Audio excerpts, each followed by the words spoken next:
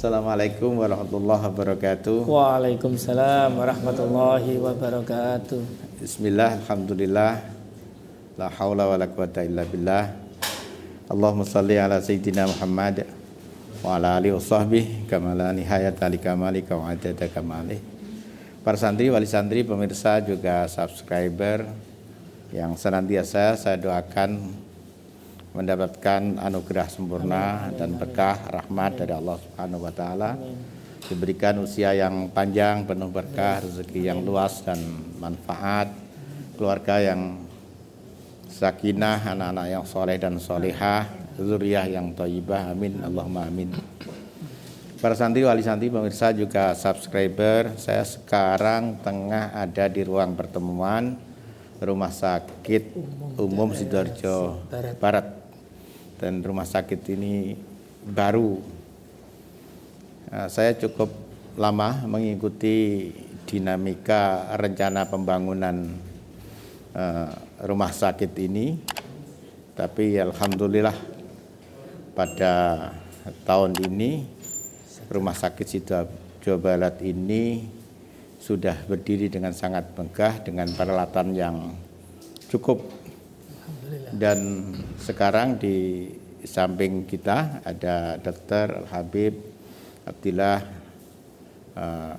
Segap Lahadat yang memimpin yang memimpin Rumah Sakit Sidoarjo Barat ini. Kita sapa beliau. Assalamualaikum warahmatullahi wabarakatuh. Sehat, Bib? Alhamdulillah.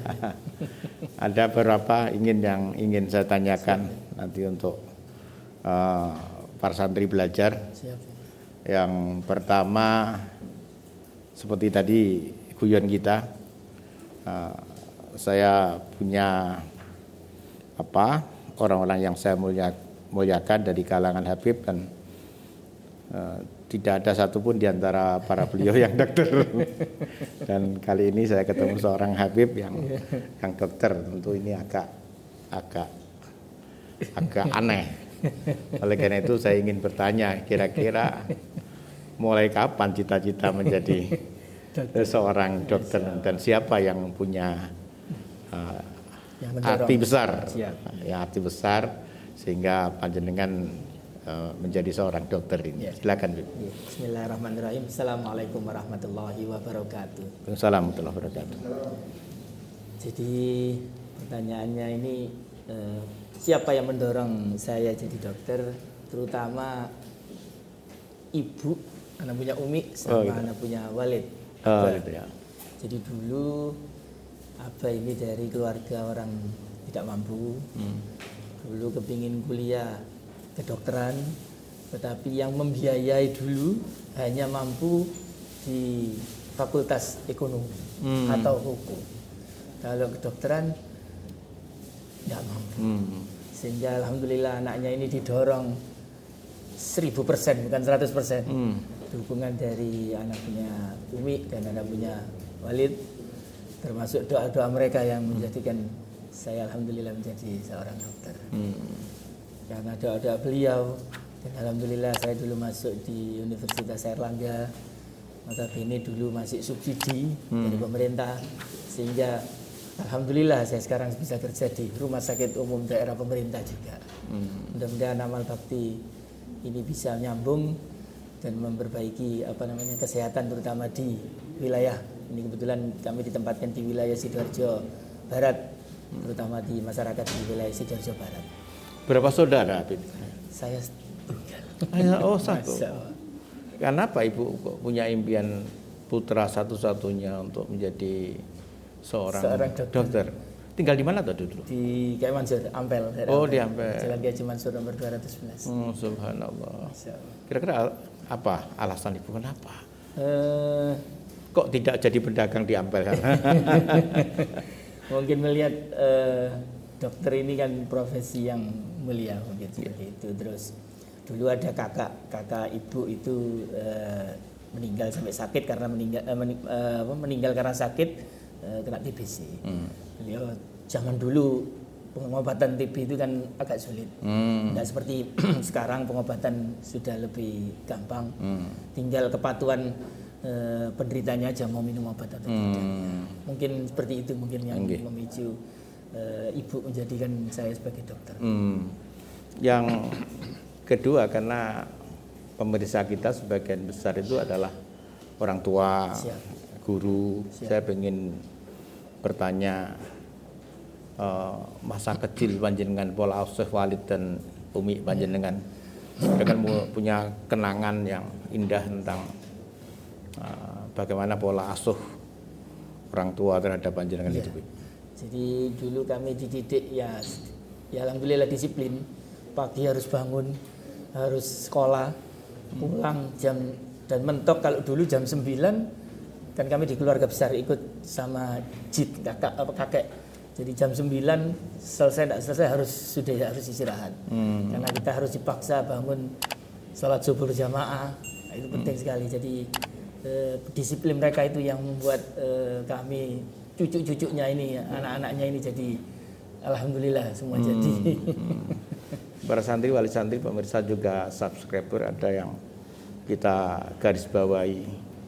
Hampir semua tokoh yang podcast dengan kita yang menginspirasi rata-rata adalah seorang ibu.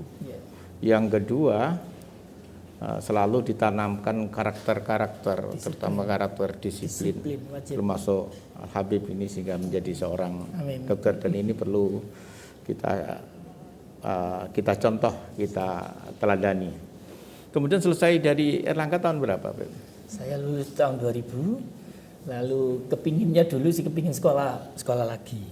Tapi karena sekolah lagi tahun sekian itu kan tidak langsung bisa sekolah, harus ada rekomendasi, sehingga kami pilih waktu itu PTT.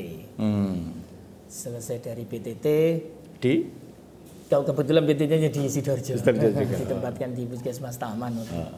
Kepingin waktu itu sekolah lagi setelah PTT, tetapi alhamdulillah rezeki juga tidak disangka-sangka. Waktu itu saya ikut tahun 2005 ikut TKHI, Tenaga Kesehatan Haji. Jadi waktu itu zamannya Pak SBY ada rekrutmen besar-besaran.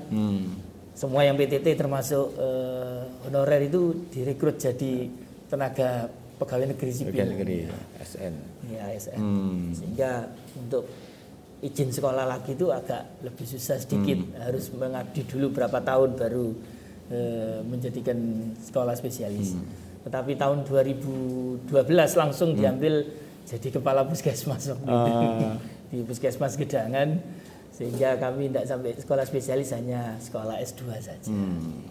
Pernah mimpi dulu waktu kecil menjadi pimpinan puskesmas atau apalagi pimpinan rumah sakit? Mungkin suatu ketika saya ingin jadi, pernah mimpi seperti itu?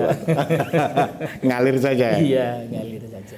Intinya itu kerja harus dinikmati, harus ikhlas nomor satu. Karena kalau sudah dua itu dinikmati terus ikhlas, insya Allah rezeki itu akan datang.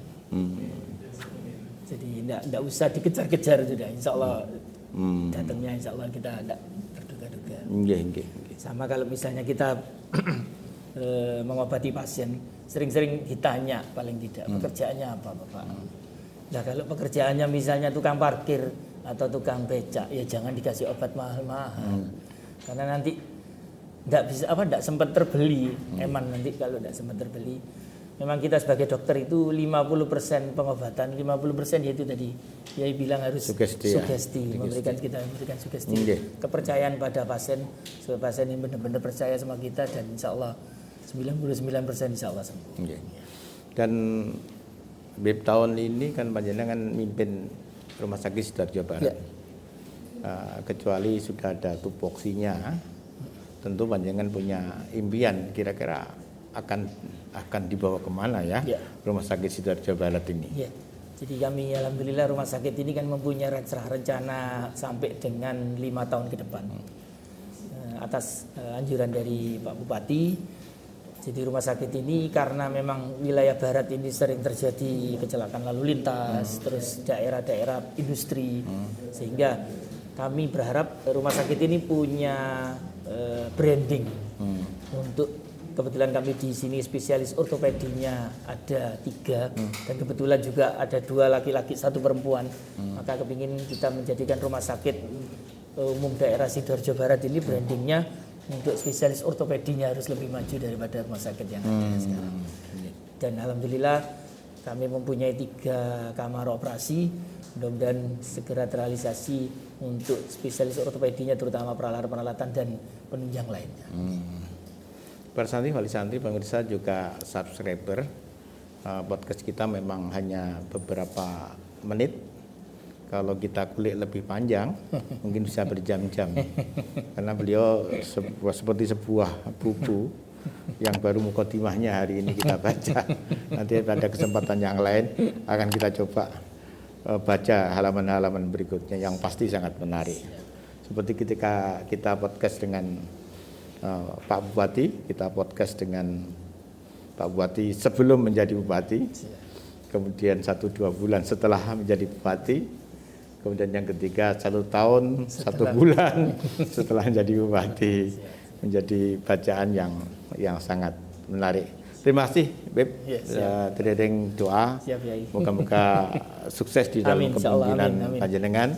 Satu kata yang perlu didengar dan diketahui oleh masyarakat Sidoarjo Barat, Rumah Sakit Sidoarjo Barat yang terletak tepatnya di Jalan Bibis Kemerahan Krian, siap memberikan layanan terbaik bagi masyarakat. Insyaallah.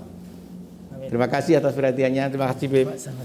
Akhiran, Allahumma fiq la apa Assalamualaikum warahmatullahi wabarakatuh. Waalaikumsalam warahmatullahi wabarakatuh.